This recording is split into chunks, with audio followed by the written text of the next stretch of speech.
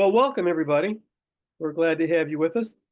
Tonight, we have Jerry Danny Lako, who is a collector from Canada, Toronto, and she started collecting postcards about 20 years ago. About that, yeah.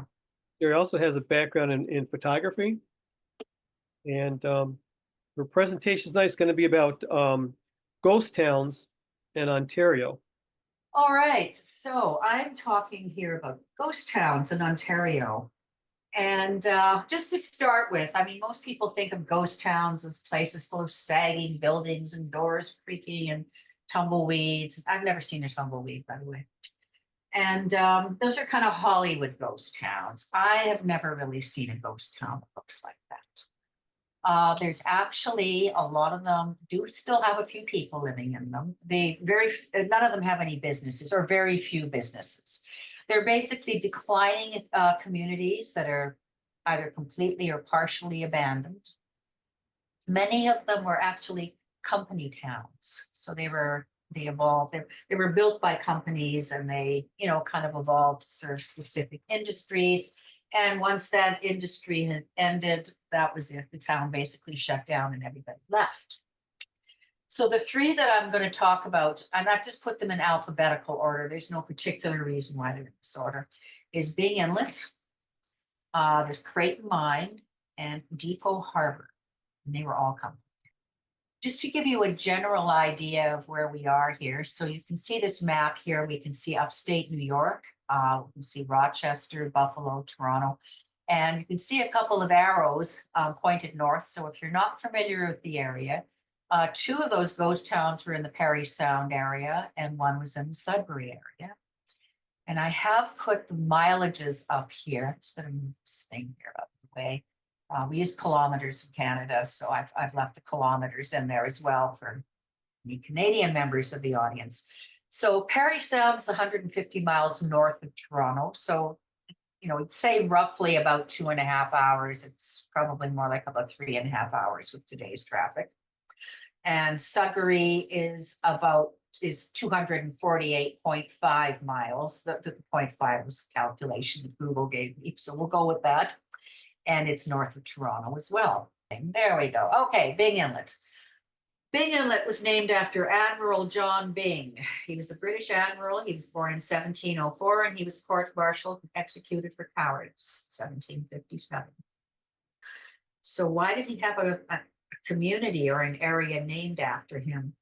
Well, according to most of the reports, the admiral was poorly equipped. He was vastly outnumbered. He had very little combat experience. And yeah, he surrendered. You know what happens. And it sounds like they needed a scapegoat. So he was it. There were numerous requests for clemency, leniency. He never got it. As late as the 1990s, his family was still trying to get his name, absolved, but didn't happen. So I'm kind of thinking that maybe this was their way of making amends for what was likely a miscarriage of justice.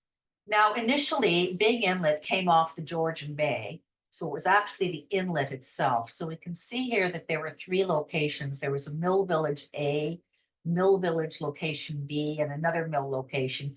So the community that became known as Bing Inlet was in mill location B. So we can see it on the south side of the inlet there.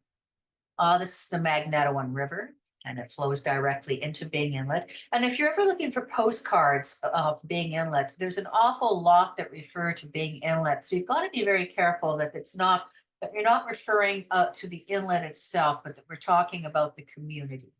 So the area was extremely remote at the time that it was settled. There were no roads. There was no trains. There was nothing. There was ships. There were steamships. And they ran from the spring to the fall. And in the fall, that was it. That was the end of service because everything froze over. So it was an extremely remote area. Quite frankly, I don't know how people managed, but they did. So now we're going to enter with William Elijah Bigwood. And he was an American. He was born in Vermont. He moved up to Sudbury and was active in the lumber industry and the milling industry. Now, again, I mean, we're talking about community, or rather company towns. So what a lot of the time, what these companies had to do a lot of the time was they had to build an entire town site because there was no other way that they could attract people. So, they would have to build schools and they would build churches and they would build housings. There was nobody else to do it. And there was no way to get workers up there that they needed. So Bigwood, one of the things that Bigwood did on behalf of the company was he purchased land in 1897. And that was so he could establish a school. And they were also instrumental in establishing an Anglican church. Now, I refer to that mill location that was on the south side of that inlet. And there was actually a previous mill that was there, and it was built by two gentlemen. Their names were Anson Dodge and Pulaski Clark, and the mill burned down in 1891. So that was actually the location that Bigwood was looking at, and that's where they were looking at moving to, where this other mill had been, wasn't there anymore. So here was the mill that they built. They opened it around 1900, and it was actually, it was very modern for its time. It had electricity. That was a biggie. That was a new thing. It was originally called the Holland Graves Mill, and they renamed it the Graves Bigwood Mill. When Bigwood became a partner, a managing partner, there were 5 partners in there. The other 4 were kind of silent partners, and he was kind of like the face of Big Inlet. He was it. So on the left, we have an early picture of the mill. I'm not sure, this is a postcard. I'm not sure the exact date. It was somewhere between 1905 and 1907. And in the bottom right, we have another view of the mill. So we can see, it's hard to see, but in the background, if you can see, there's some box cars here. So we know that this is from after 1908. And the reason being that the Canadian Pacific Railway arrived in 1908. And this was just a wonderful thing for the community. They could, they could travel, they could go visit their friends, relatives that lived elsewhere. They could get newspapers, they got mail every day. But most importantly, for the lumber company, lumber was being shipped out daily instead of being restricted from April to November. So that was a very, it was a big advantage to them. Now, like all lumber mills, there's fires. It happens. So this is actually a photo, and it's from the Parry Sound Public Library. So this was the second fire, because the first one you remember was the Dodge and Clark mill that burned down in 1891. Well, this was the second one, and this was on May 20th, 1912. And it was a devastating fire, caused $250,000 of damage, stole a lot of money. But if we translate it in today's money, that was like $7 million. So it's a big loss. But there was still a lot of lumber in the area. So they were ready to rebuild, and it was up and running a year later. On the left, we have the box factory. That was one of the early mill structures. There was also a band mill, boiler room, dry kiln, ice and pump houses. And there was also a small hospital, and that was required by law. So there was a little island in the middle of the inlet, and the hospital was located there. They made very good use of all the materials that they had. So whatever they couldn't cut into, lumber that could be used for construction purposes was turned into things like boxes, and it was turned into lath and into chips. And they actually fired up the mill using sawdust. So, they made very good use of all their resources. So on the left, we have the box factory. On the right, we have another view of the box factory. It was later converted into a planing mill, which was destroyed by yet another fire, which we will get to later, and that was in 1922. I don't really have an explanation for the photo in the upper left. And it's interesting too, because there was somebody took it down to the US, mailed it from Michigan to Ohio. The only thing that I can think of is that's obviously the mill, and we can see the railway tracks in the background. There weren't any roads, so, that was how they got around, was horses. So that's the only thing I can think of. Below is another postcard view, and we have rows of lumber that are waiting to be shipped. And you can see the mill at in the back at the very right. Most of the wood actually, or most of the lumber actually went to the US, but there was a portion that was set aside for the Canadian General Lumber Company in Toronto. 4 of the mill partners owned that, as well as Bigwood's brothers. So I'm not sure exactly what that was, but I think it might have been like a retail location to purchase mill in Toronto. This was the company general store. So again, I mean, these were services that the company had to provide.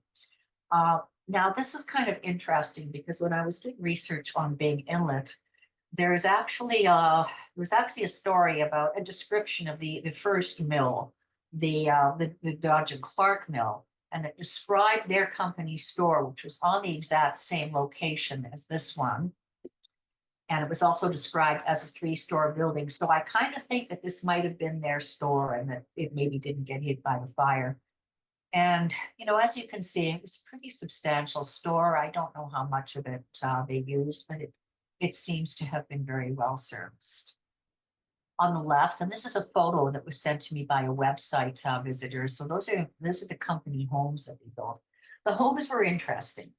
So the homes were roughly about 800 square feet. They were on wooden foundations and had 200 square foot back stoops.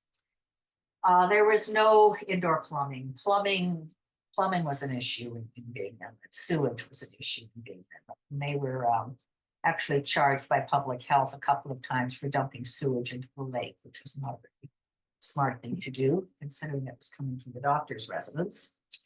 But in any case, they did not have indoor plumbing, so they had outhouses, and they had wells, and they had community wells and community pumps. The homes were all unpainted, but they were able to put up little fences and flower gardens and spruce them up if they liked. On the bottom right, we have a more substantial building, and I think that might have been one of the management homes. So the management and the doctor had more substantial homes than that. And this is another rather strange view. Photographers used to show up and they would take pictures and try to sell them. It's not a very good photograph, but it very likely is Easter Sunday at Bing Inlet. It probably did look like that, and it probably did have that much snow. And that looks like one of the company homes up here. I'm not really sure what was beside it. And this is another view that I think you all saw when we did the when the email went out. These are just some kids having a great time. This was mailed back in 1907. There were lots of family activities there. There were church socials, there were fundraising events, there were sports. I kind of got the impression that Bing Inlet was dry, that there was no alcohol allowed there. And that wouldn't come as a surprise because that was fairly common in mill towns. But for anybody that preferred more commercialized fare, there was a pool hall, and there was a theater. The Royal Theater was a movie house, and it was really popular. It was so popular that they had to enlarge it in 1917. Many of these structures were owned by a gentleman named William Horowitz, who played kind of a very active role in Bing Inlet, owned a number of businesses and properties. On the left, we have the St. John the Divine, the Church of the St. John Divine. It was built in 1909. The mill partners donated land. It was an Anglican church, which is the equivalent of Episcopalian in the US. And there's an outside view, and there's on the bottom is the interior of the church. And it was quite a handsome church. It looks like it was very attractive inside, actually. The Bigwoods were extremely active in this church. They were constantly organizing different types of events, socials, and whatnot. Mrs. Bigwood apparently had a very good voice, and she sang in the choir, organized choir practice. So yeah, they were extremely active in this. On the right, we have the St. Andrew's Presbyterian Church, which later became a United Church. And then again, just for just a little bit of Canadian history on that, the Methodist Church in Canada was dissolved in 1925. And so there is no Methodist Church in Canada. It became the United Church, and a couple of other congregations joined them, the Congregationalists, and a number of the Presbyterians took a congregation by congregation vote, and about 2/3 of them joined the United Church. So, and this one was one of them. And this, it's interesting because the United Church has an incredible database with just tons of information about the history of all the different churches and congregations. But they didn't have much on this one. All that's known about this church is that it existed as early as 1880. There was a cemetery as well with it, but there's not a lot of markers in the cemetery. So this is another view of the lumber mill, the offices. And the mill burned one last time, and that happened in 1922. The financial loss was not quite as great, but it's still pretty bad. And at that point, the lumber supplies were becoming depleted. Now, Bigwood himself had a stroke in 1923. And he never, I guess, recovered. He never returned to work. He passed away in 1927 at the age of 63. It's a fairly young man still. Lumber supplies were already depleted, so they closed the mill for good in 1927. Alice Manbert, who was the wife of one of the partners, Archie Manbert, who was the last to survive, sold off all the remaining properties to residents, or as much as she could, in 1933 when Archie passed away. So this was the location of the original company store. So this that store actually burned down in 1930. So it was replaced with another building built by William Horowitz, who we talked about a little bit earlier. And he opened a new store in there, and later he moved to his post office in there. And this picture likely dates from 1931 to 41 when he took over the post office. So that building itself still stands. This is it's not in particularly great condition, but this is a chrome view it's an aerial view of the Sawmill Lodge. It was mailed in 1989, but the photo probably dates from about 1960. And if you look over here, you can see all this cribbing. There we go. This mouse goes to sleep on me. So there's cribbing over here, and over here are the mill rooms as well. So they're all scattered throughout here. You see a church here in the corner. Now, the church itself, the original churches, I'm just looking at my notes here. The Anglican Church was dissolved in 1931, and it was demolished in 1932. And the United Church lasted until 1936. Now, this church here in the corner was a newer addition. That was a Roman Catholic church. It wasn't built until 1941. It lasted until 1995. It still stands. It's now a private home. The Sawmill Lodge as well still stands. It's now a fishing lodge, and it looks like it's a very nice place, actually. They've added new cabins and whatnot. They rent out boats. It looks like it looks very good. It looks like a good place. So these are some photos of what Bing Inlet looks like. Well, they're not that recent, but this is kind of what you find there.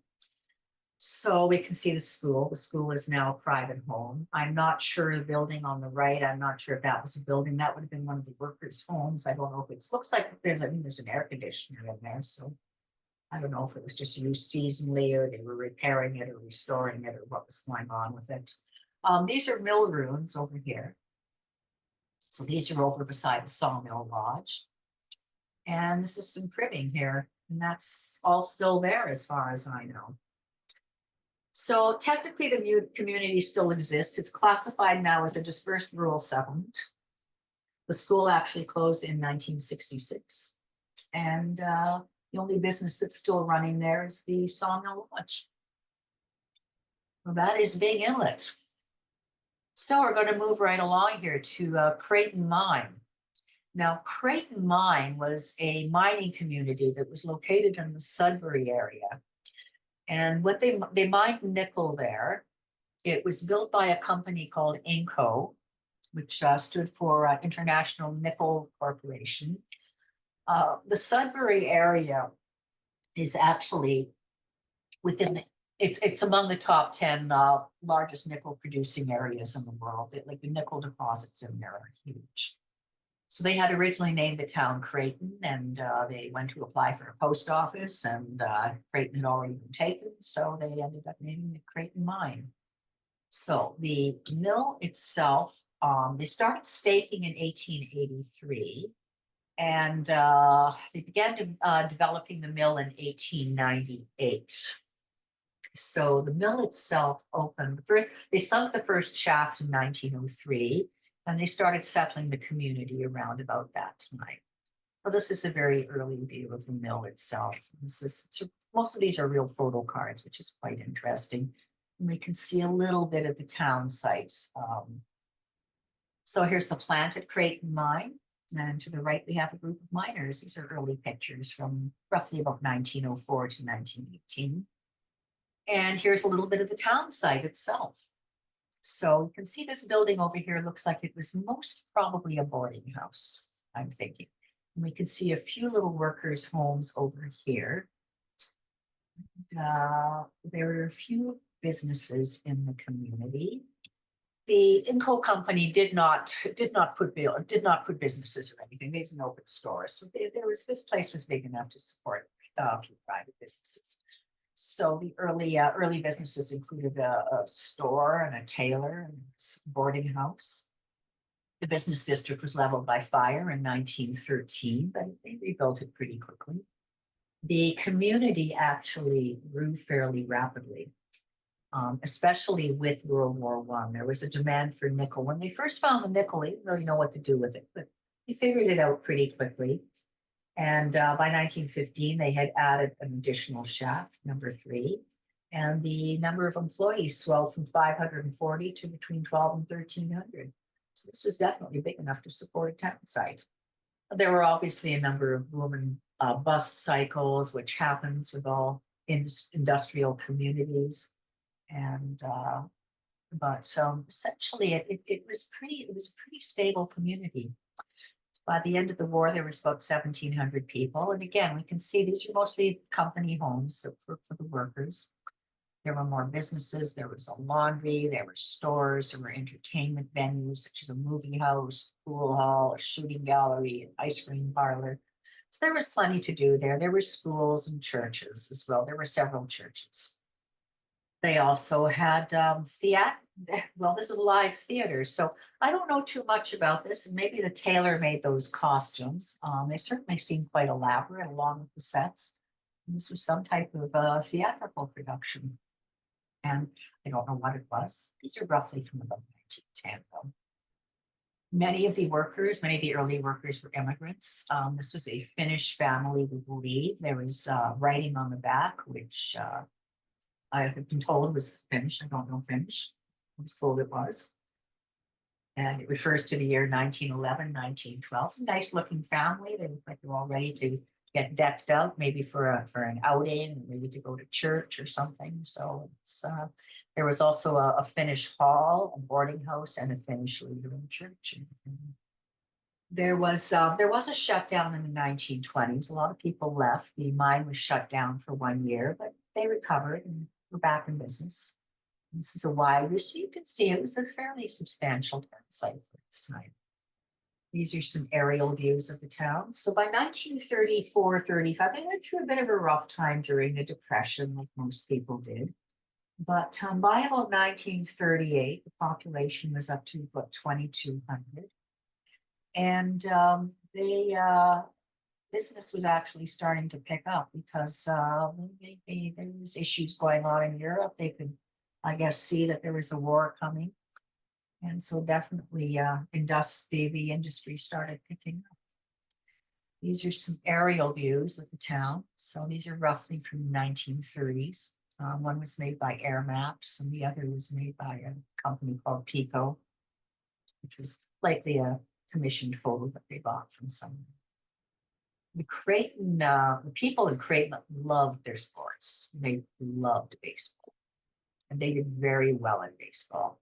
So we had the Creighton Cubs, which was formed in 1911 and won the championship in the Nickel Belt League 15 times between 1914 and 59, which is a pretty impressive record.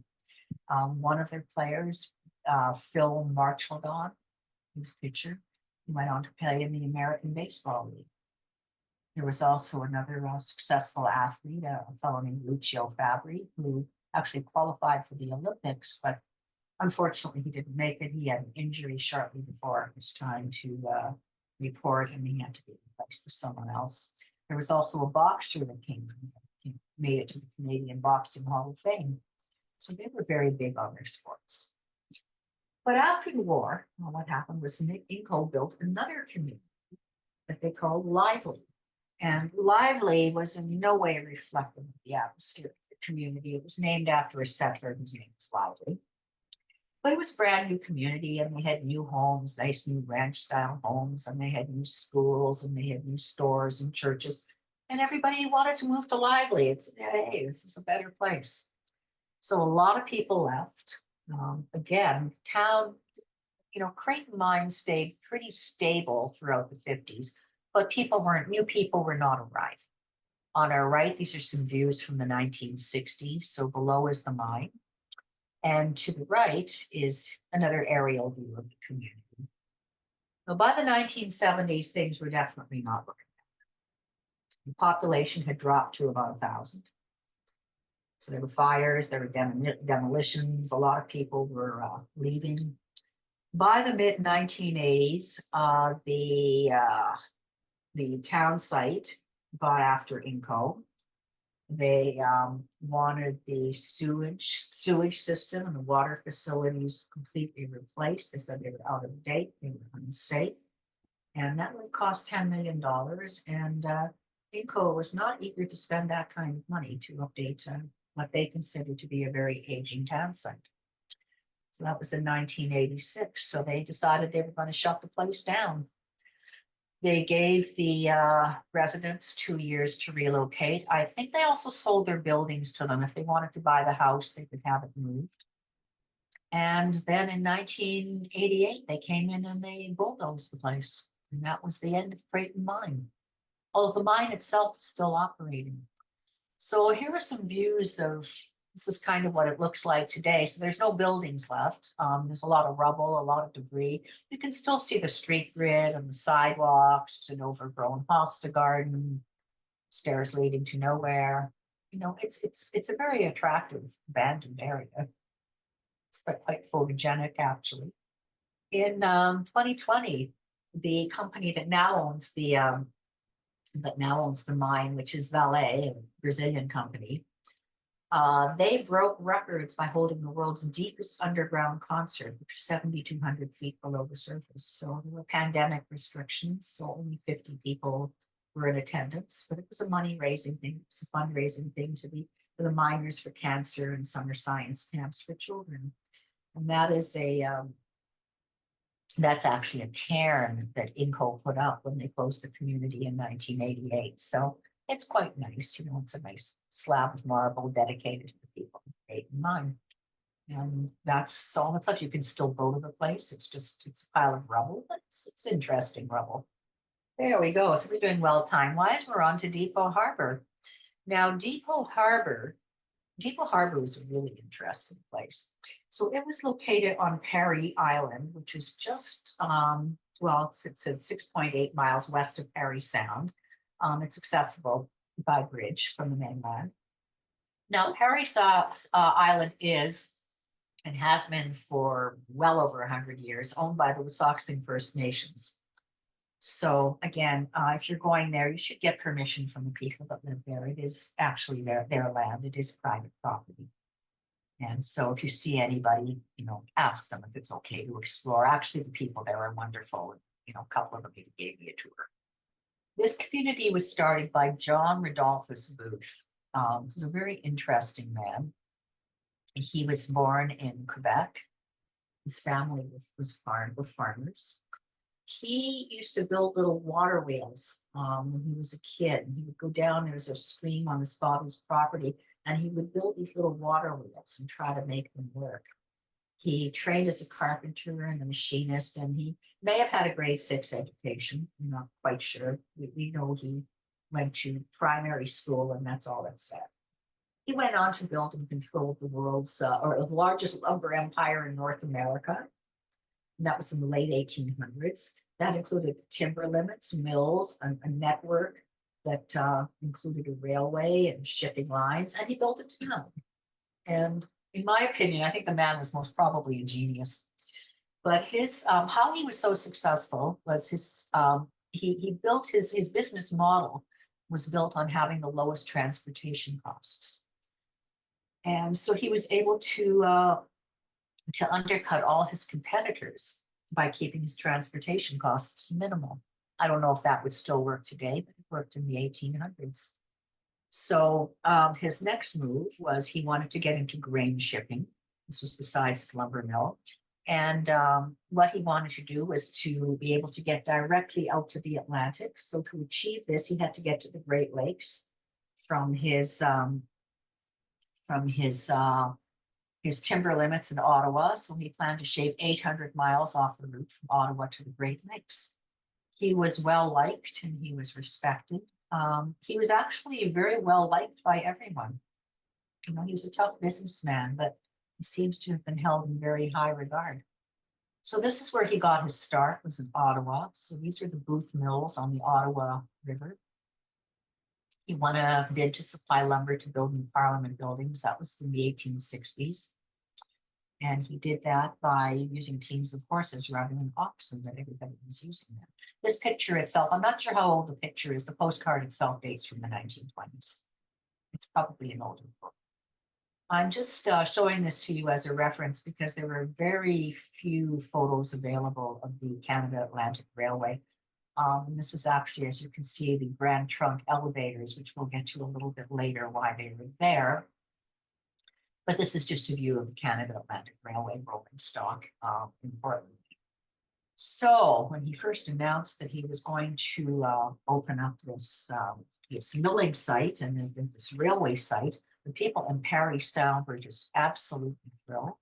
This is like, great, we're going to have a railway. It's going to take us directly to Ottawa, and well, not so fast. Okay, so what happened? One of the first things that all these people started doing was when they heard Booth was moving in with his railway was they started jacking up their prices. And that was probably not very smart because Booth didn't want to pay those fees. Booth was also less than satisfied with the condition of the harbor there. It required regular dredging. So he thought, no, this isn't that good. So he was put off by it, and he set his eyes on Parry Island. Now, one of the pieces of legislation that was in effect at the time allowed for expropriation of native-owned land for railway purposes. So Booth could basically move on to Parry Island, and he could take over the land that he wanted. So he appeased the Parry Sound residents by building something called the James Bay Railway, which was really just more to transport goods from the Grand Trunk to the Canada Atlantic Railway. It wasn't really for the people there. But it was just to get whatever. There was lumber milling and whatnot going on in Parry Sound, so it was basically for transportation purposes. There was only one train a day. But that James Bay Railway was taken over by Canadian Northern, which will also figure a little bit later in the story. So Booth, now I'm not clear, again, I have not finding any information conclusively that Booth bought this land or leased it. I kind of think he might have leased it, because the one reference I found referred to $9 per acre. And so anyway, he leased this land from the Wissahickon First Nations. And this was to build 110 acre, well, it was 110 acres. The town site was later expanded. And they planned a town of up to 300 people, which they called Depot Harbor. And initially they chose 89 single and double family dwellings, boarding house, a town hall, a post office, general store, butcher shop, and railway buildings. There were 3 churches and a school. The school only went up to grade 6, but that really wasn't a problem because they could take a train over to Sprucedale and go to high school there. And they built a 110-room hotel. There was a swing bridge that was put up. And again, the information was kind of mixed. Government sources cite 1895, and that seems a little bit more likely. And it was pretty primitive looking. It was a wooden bridge, and it was replaced in 1911 with a steel span. The bridge is still there, and it's occupied by residents. It's operated by residents who live on the island. This I cannot explain. I do know when you go onto the island, one of the first things you see is a cemetery. And I'm wondering if this is the same cemetery because I have not seen any other cemeteries there, although it doesn't look like this anymore. It looks kind of like a normal cemetery with regular tombstones. But it's marked Indian Cemetery, Perry Island, so I'm assuming it might. This is a photo from the National Archives in Canada. This is the Canada Atlantic Railway office staff in 1898. So this is, it's kind of funny because that guy at the bottom left looks like he's texting something. I don't know what he's looking down at, but it just struck me as being kind of funny. This is another photo. It's from I downloaded it from the Foley Historical Group. So again, it's rare to see something with Canada Atlantic Railway. But those are again, the rolling stock, and we can see some of the housing and the houses, whatnot in the background. So as you can see, it was a very neatly laid out town. This is from 1902. So what happened was Booth formed the Canada Atlantic Transit Company. So he formed two companies, one on each side of the border because he was shipping to the US as well. And he built two elevators. One was, they could hold a million bushels of grain, and that was expanded to 2 million bushels of grain. It was a pretty serious operation. There were two huge freight sheds that were there. They were 16 feet high, 80 feet wide, 607 feet long. They were built on pilings and rubble in 30 feet of water. So this was a very deep harbor. There was a double track trestle to access the elevators. The elevators, they could handle up to 4 ships at a time. And that was on a 7,800 square foot platform. There was a powerhouse, there were coal docks, there were ore docks and offices. Now, Booth was really his own best customer, but there were other mills in the area, and he was quite happy to haul grain for the other companies as well. Mind that one bit. And that was actually about a third of their shipping was grain. It wasn't just lumber. So about a third of it was grain, and about a third of it was lumber, and about a third of it was other assorted commodities.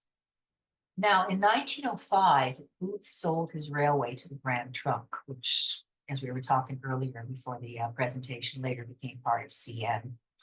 And he retained ownership of the shipping facilities, but he didn't want the railway.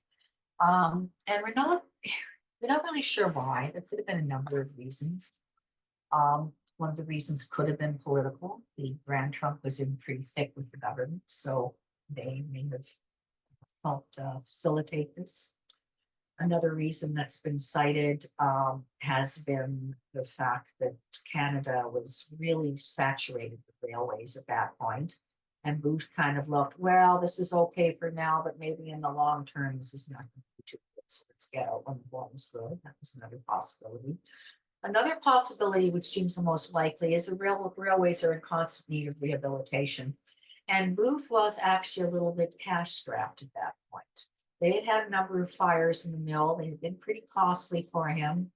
And so he kind of went, well, I don't really want to fix up this railway. I don't want to rehabilitate it, refurbish all the tracks and whatnot. Grand Trunk Watson left him out. So he sold it to the Grand Trunk. Now, it was a large railway facility. There was a roundhouse, there was a turntable, there were coal chutes, a water tower, rail office, and a station. So it was a pretty good sized operation. This is the school. So this school only handled up to grade 6, but like I said, there were trains going. It was a railway community. There were trains in and out of there every 20 minutes. So, hey, the kids were fine. The kids could go over to Sprucedale if they wanted to go to high school. It wasn't far. It was kind of a 20-minute railway ride for them. The school was at the north end of the city. It's quite an attractive building. It's very nice. This was the hotel. And now the hotel, it started out as the Island Hotel, and then it was renamed the Depot Harbor Hotel. So I think the postcard on the front is probably the older of the two. They were both undated. You can see the railway as at the side there. So I'm not sure if that's a train there in the lower right, and if that's the station there, but that's definitely the railway area. A couple of cows there grazing. If you look at the picture on the left, I see a shrubbery in front of the hotel. So, yes, it was, they were fixing it up at that point. This was the Childer House Memorial Presbyterian Church. So it was established in 1899, became a United Church in 1925. And interestingly, when they disbanded the United Church in Bing Inlet, they moved a lot of the artifacts over to this church here. This was St. George's Anglican Church. Now, I'm guessing Booth must have been Anglican because they donated 2,000 feet of lumber to build this church, and Booth himself gave them $40 worth of shingles, which, sounds pretty chintzy by our standards, but was probably enough to cover the building. They also donated the land for the church. The congregation raised $700 to cover construction, and later on they added a bell and furnace, which I'm sure would be very welcome in those days.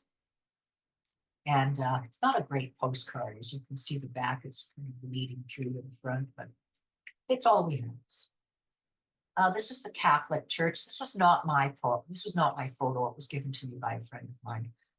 It was a postcard, and I have not been able to find any information on the Catholic Church other than the fact that it stood until the 1950s and was quite possibly used until the 1950s, but I don't know anything more about it. These were a couple of website photos that were sent to me by one of the visitors.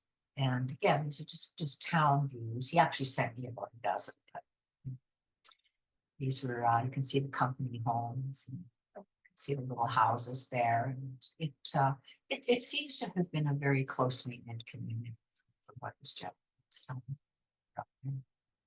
Oh, this was the roundhouse. This was kind of interesting. Now we're kind of getting to the beginning of the end here. 1923, the Grand Trunk was bankrupt, and so was the Canadian Northern. So they kind of rolled it all into CN, and CN had duplications all over the place. They had, duplicated rail lines, and they had duplicated structures. So they started shutting things down.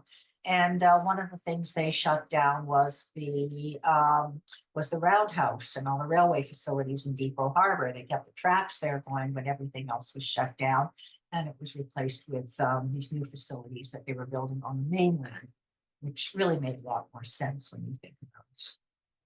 So the shipping and whatnot went on as everything kind of continued as normal, except that the railway operations ended. But in 1933, what happened was a bridge in Algonquin Park was seriously damaged. There was an ice flow, and CN ended up shutting down the line. They applied to the federal government. They wanted funding to fix the bridge, and that the government said no. The government was building a highway at the same time, and they basically said, no, we're not going to give it to you. It's a duplicate facility. So CN ended up routing everything up to North Bay and shutting down the elevators and shutting down the whole town site. So you can see there's abandonment starting there. We can see the Catholic Church there in the background as well. But if you look closely at some of these photos, which came from Parry Sound, you can see that windows are missing and whatnot. People are obviously. The beginning of the end was quite spectacular. It happened in 1945. It was an explosion. So what had happened was during the war, they had given permission to a company called CIL, which is a chemical and munitions company, Canadian Industries Limited. And they were making cordite for the war, and cordite is a highly explosive material, and they were storing them in the elevators. And there was a massive blaze and an explosion. Nobody knows exactly what happened. There's a couple of stories that went on. One of them was that they were having a fireworks display and it got out of hand. The one that's kind of questionable and interesting was in September 1944, CN had issued tenders for demolition of the elevators because they had somebody that wanted to rent the property. And it turned out to be very costly, and so they kind of went no. And according to witnesses, somebody was seen running from the elevator shortly before the explosion. So who knows what happened? You can come to your own conclusion on that. But that was the end of Depot Harbor. After that happened, most of the houses were sold to cottagers or people who lived on the reserve. Those that weren't were dismantled, sold for materials. The Anglican Church had already closed. The United Church lasted till 1952. The Catholic Church reportedly until around 1955. But that was pretty much the end of it. The Century Coal Company and Moose Mountain Mine used the facilities for a while. Moose Mountain Mine is also, by the way, a ghost town. And in 1987, they returned the land to the Anishinaabe First Nations. So you can still go there. This is kind of what it looks like now. Those are the remains of the roundhouse on the top. Those are other facilities that are close by the water where the harbor was.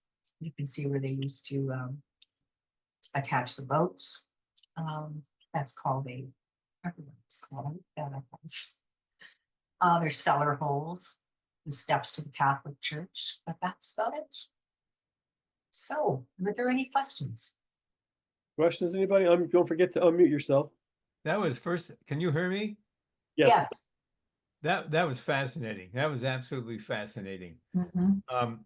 The first observation is you can see in all three deserted towns Canadian shield popping up through the ground, and it for people who don't know what Canadian shield is, it's the largest massif in the world of stone, Precambrian stone. But I remember when the railroad line was discontinued through Algonquin Park, because I used to hear a little bit of my family lives up in the Oxtongue Lake area between Huntsville and the park. How in World War I, the government had guards all along that railroad track because they hauled so much of something that they were concerned there was going to be sabotage. And you could still see the stone bridges. I remember as a little boy going across these lakes. But it was absolutely fascinating. Thank you. I mean,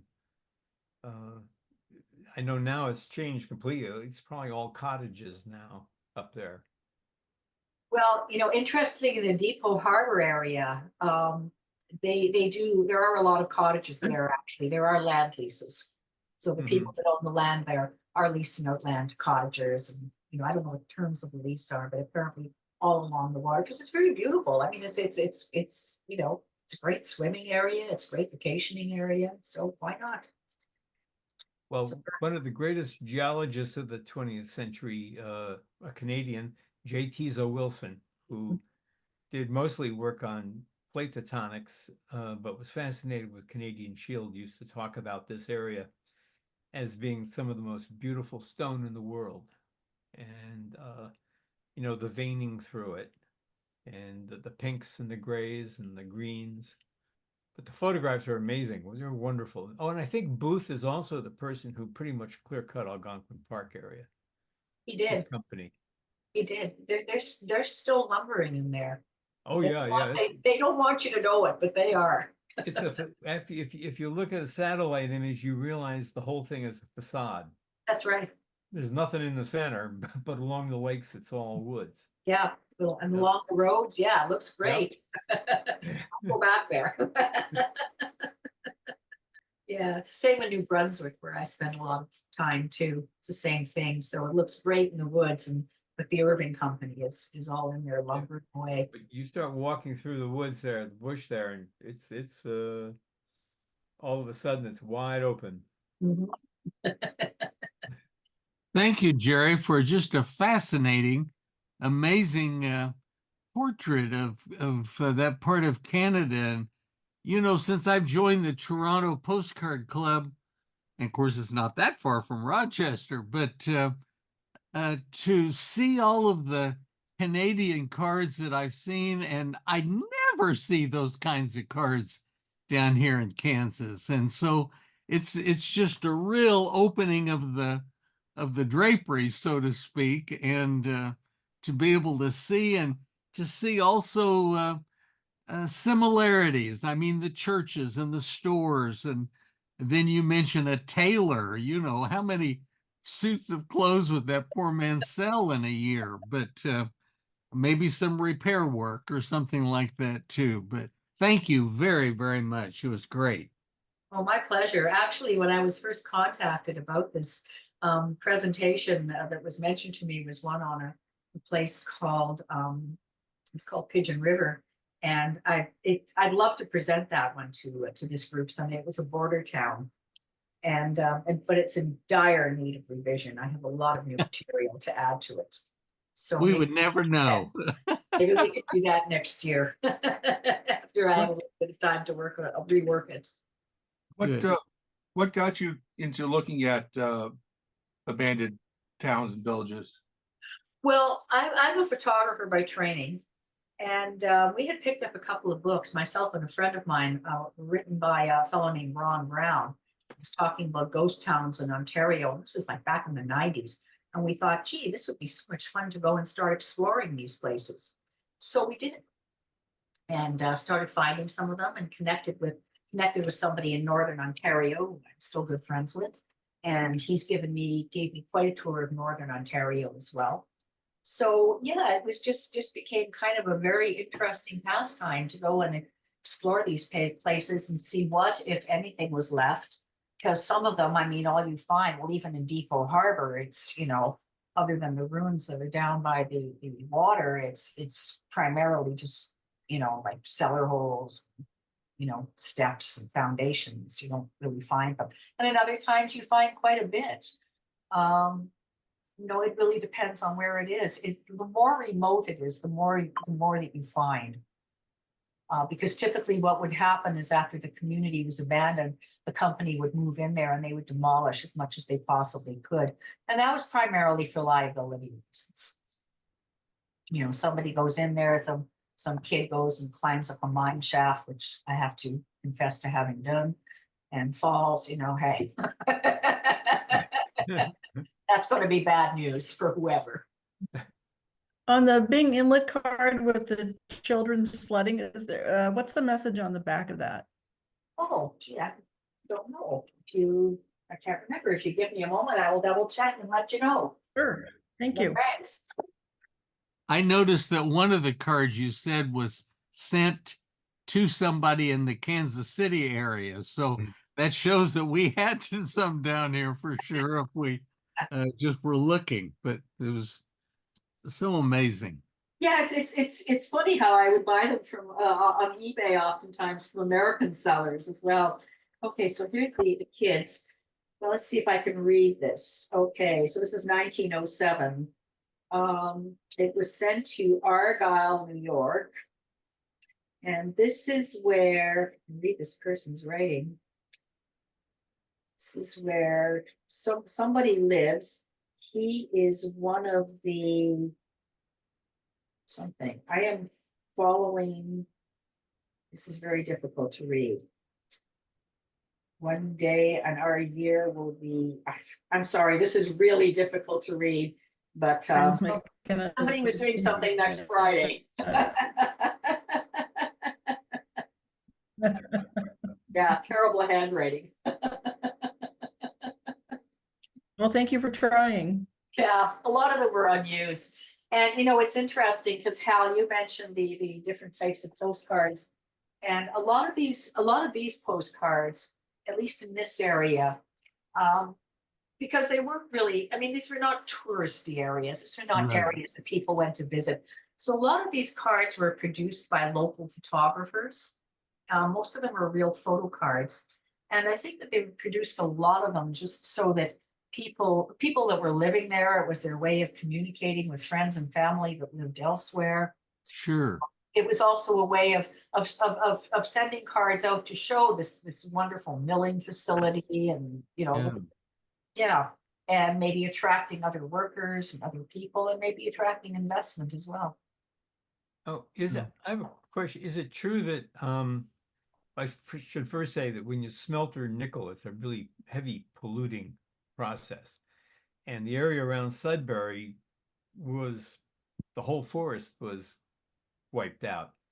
And is it true that NASA, when they were going to train astronauts for the moon, that they thought that the Sudbury area was a good place to train the astronauts because the landscape was similar?